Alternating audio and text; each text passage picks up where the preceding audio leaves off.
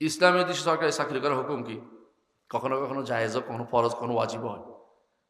আপনি দেখছেন ইমাম কে চাকরি করছে, একজন বড় একজন বড় বড় বড় কে নবী চাকরি করছে, নাম কি জানেন তো? ইউসুফ আলাইহিস সালাম। যখন দেখেন যে আপনার মতো আর কেউ এটা সুন্দর করে চালাতে পারবে না, তখন যখন আপনার স্বাধীনতা থাকবে, সব তো এটা। আপনাকে যদি কোনো সরকারি চাকরি মধ্যে কুফরি করতে বলা হয়, তখন জায়েজ নেই। শিরিক করতে বলে জায়েজ নেই, কথা পার্থক্য আছে।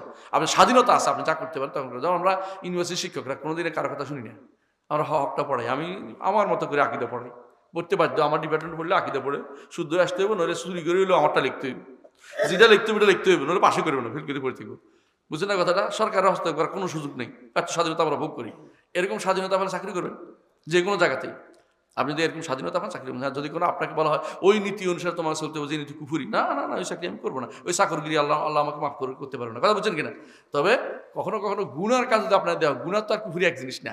তখন আপনি কি করবেন, যদি আপনার ওই আপনার চেয়ে খারাপ লোক চলে আসতো, গুনার জায়গাতে আপনি একটু আপনার ছাড় আছে কেন, আপনার চেয়ে খারাপ লোক আসতে পারে মনে করতে পারেন, কিন্তু কুফুর শিরিক হয়ে গেলে, নেফাক হয়ে গেলে সেখানে কোনোভাবে আপনি চাকরি করবেন না। কথা বুঝাতে পারছি?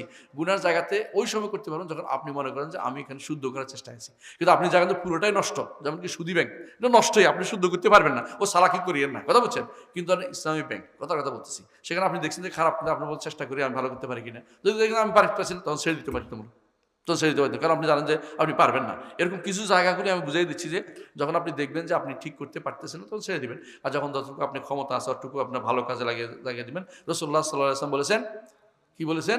লা তা'জাজান, কখনো অপারগ হইও না, চেষ্টা করে যাও, চেষ্টা করে যাও, আপনার চেষ্টাটা আপনি করে যাবেন। কেননা সরকারের অনেক রাজস্ব হারাম না, ওইটা আপনার দায়িত্ব ভিতরে পড়া, এটা আরেকটা ভুল ধারণা। রাজস্ব হারামের সাথে সম্পৃক্ততা নেই, কেন জানেন তো? সম্পদ যখন দ্বিতীয় হ্যান্ড, সেকেন্ড হ্যান্ড হয়ে যায়, তখন আরেকটা হুকুম চলে আসে। সরকার সেকেন্ড হ্যান্ড সরকার, এজন রাসূলুল্লাহ সাল্লাম কি বলেছেন, বারিরা রাদিয়াল্লাহু আনহা একদিন তিনি কি করতেছেন, গোস্ত জাল দিচ্ছেন।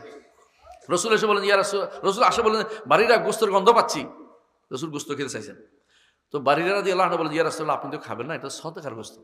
সদকা তোমার দিছে, সদকাটা তোমার, আমাকে যখন তুমি দিবে এটা তো তোমাকে সদকা হিসেবে যাবে না, কথা বলে খেয়াল করেন, আমাকে হাদিয়ে দিবে। আমার কাজটা, এটা আমি বলতেছি, ফার্স্ট হ্যান্ড যদি আপনার শুদ্ধ হয়, সে কোত্থেকে আনছে এটা আপনার দায়িত্বের ভিতরে পড়ে না। কিন্তু কোম্পানির মালিক যদি কোনো, ধরেন একটা কথা, ব্যাটারি বানায়, হ্যাঁ, অথবা লাইট বানায়, অথবা এইটা বানায়, এটা কি সিরামিক, হ্যাঁ, এটা বানায়, হে কোম্পানির মালিকে আপনাকে নিয়োগ দিচ্ছে এটা বানানোর জন্য, কোম্পানির মালিক আপনি এটার বিনিময় দিচ্ছে কি, টাকা দিচ্ছে, একেবারে পিওর হালাল, কোনো সমস্যা নেই। কোম্পানির মালিক যদি একেবারে খাস সুদের থেকে উঠে আনে, আপনার দায়িত্বের ভিতরে পড়ে, এটা ওর দায়িত্ব করছে, ওকে হারাম করছে কেন? আপনার কাজ প্রথম ফার্স্ট হ্যান্ড হালাল কিনা দেখবেন আপনি, কথা বুঝছেন? এই যে রাজস্ব আসে করতে গিয়ে আপনার কাজটা হালাল কিনা দেখেন, আপনার প্রথম হ্যান্ডটা হালাল কিনা দেখেন। সে অন্যায় করলে সে আল্লাহর কাছে জবাবদিহি করবে। আমি তো ভালো কাজ করতে আসছি, কারণ দুনিয়া তো চলতে হবে আমাকে, আমি ভালো কাজের মধ্যে আছি, আমি খারাপটা করছি না, কথা বুঝেন? একজন মানুষ যদি কোনো সুদী ব্যাংকে চাকরি করে, একেবারে কারোর সাথে কোনো খারাপ ব্যবহার করে না, একবারে সুন্দর সুন্দর সুদ বুঝিয়ে যাইতে দেবে না, কাজটা হারাম তো, এই জন্য বুঝেন না কথাটা, কাজটা হারাম। আবার যদি কেউ যদি কোনো ভালো একটা কাজ করে, কোম্পানি চাকরি করে, ওই বেটা সুদ খেয়েছি, তার দায়িত্বটা হালালের ভিতরে আছে, কথা বুঝছেন? ঠিক পড়ানো একই দায়িত্বের ভিতরে পড়বে, রাজস্ব সিদ্ধ করে আপনার লাভ হবে না এটা। আচ্ছা, বিড়ি মদ এগুলোর কারণে সে দায়িত্ব হবে, সে দায়ী, কারণ আমরা বিড়ি তারা বলি নেই যে বিড়ি খাওয়াইতে হবে, আমাদের বিয়ে দিয়ে টাকা আনতে হবে, বলিনি আমরা। হ্যাঁ, এটা আরেকটা উদাহরণ দিয়ে বুঝবেন সংক্ষেপে। এটা হচ্ছে সাহাবাই কেরাম ইয়ার কাছে, এই ইহুদিদের কাছে কিন্তু চাকরি করতেন, জানেন তো? ইহুদিরা সবচেয়ে ধনী ছিল মদিনাতে। সাহাবাই কেরামরা কি করতেন, পানি উঠাইতেন, পানি উঠাইলে কয়টা দিত, খেজুর দিত, খুব অভাবে ছিলেন সাহাবাই কেরাম। ইহুদিরা সবচেয়ে সুদখোর, তাই বলে কি সাহাবাই কেরাম খেজুর নিতেন না?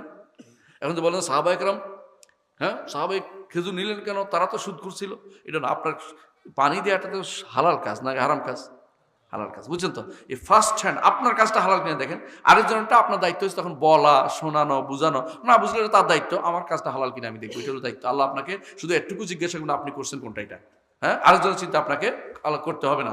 লা তাজিরু ওয়াজরাতুন উযরা উখরা, এটা সহজে বুঝেন, আল্লাহ আমাদের বুঝার তৌফিক দান করুন।